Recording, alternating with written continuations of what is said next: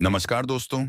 आज से हम शुरू कर रहे हैं भारत के सबसे महान और सबसे रहस्यमय महाकाव्य महाभारत की पूरी कहानी।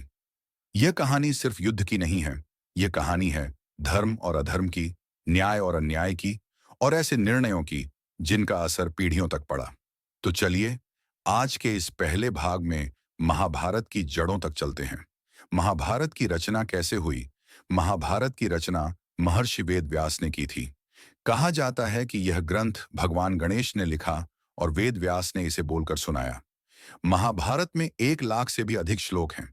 इसीलिए इसे दुनिया का सबसे बड़ा महाकाव्य माना जाता है। लेकिन महाभारत की कहानी असल में शुरू होती है हस्तिनापुर से।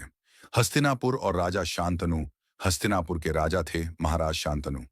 एक दिन राजा शांतनु गंगा नदी के किनारे पहुंचे और वहां उन्होंने एक अद्भुत स्त्री को देखा, देवी गंगा।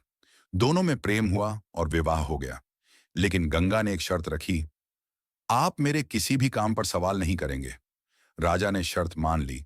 गंगा और रहस्यमय शिशु, गंगा और शांतनु के कई पुत्र हुए, लेकिन हर बार गंगा नवजात शिशु को गंगा नदी में प्रवाहित कर देती। राजा शांतनु मन ही मन दुखी रहते, लेकिन वचन के कारण कुछ बोल नहीं पाते।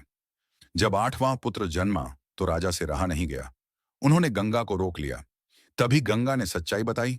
8 वसु और देवव्रत गंगा ने कहा कि ये 8 बच्चे वसु थे, जिन्हें श्राप मिला था कि उन्हें मनुष्य रूप में जन्म लेना होगा। बाकी 7 वसु जल्दी मुक्त हो गए, लेकिन 8वें वसु को धरती पर रहना था। यही 8वां पुत्र आगे चलकर बना देवव्रत। गंगा देवव्रत को लेकर चली गई और उसे श्रेष्ठ योद्धा, महान धनुर्धर और महान ज्ञानी बनाया। देवव्रत की वापसी वर्षों बाद गंगा देवव्रत को राजा शांतनु के पास ले आई। राजा अपने पुत्र को देखकर अत्यंत प्रसन्न हुए और देवव्रत को उत्तराधिकारी घोषित कर दिया। लेकिन कहानी यहीं खत्म नहीं होती। सत्यवती और सबसे भयानक शर्त। एक दिन राजा शांतनु मछुआरों की बस्ती में पहुंचे और वहां उन्हें सत्यवती नाम की कन्या से प्रेम हो गया। सत्यवती के पिता ने कहा, मेरी बेटी से विवाह तभी होगा जब उसका पुत्र हस्तिनापुर का राजा बने। यह शर्त सुनकर राजा शांतनु टूट गए। वे देवव्रत के अधिकार छीनना नहीं चाहते थे। भीष्म की प्रतिज्ञा। जब देवव्रत को इस बात का पता चला तो वे स्वयं सत्यवती के पिता के पास गए और वहां उन्होंने ली इतिहास की सबसे भयानक प्रतिज्ञा, मैं जीवन भर ब्रह्मचारी रहूंगा, कभी विवाह नहीं करूंगा और कभी राजा नहीं बनूंगा। इस प्रतिज्ञा से तीनों लोग कांप उठे। देवव्रत तभी से कहलाए भीष्म। वरदान और अमर नाम। राजा शांतनु भीष्म की प्रतिज्ञा से अत्यंत प्रसन्न हुए और उन्हें वरदान दिया, तुम अपनी इच्छा से मृत्यु का वरण करोगे।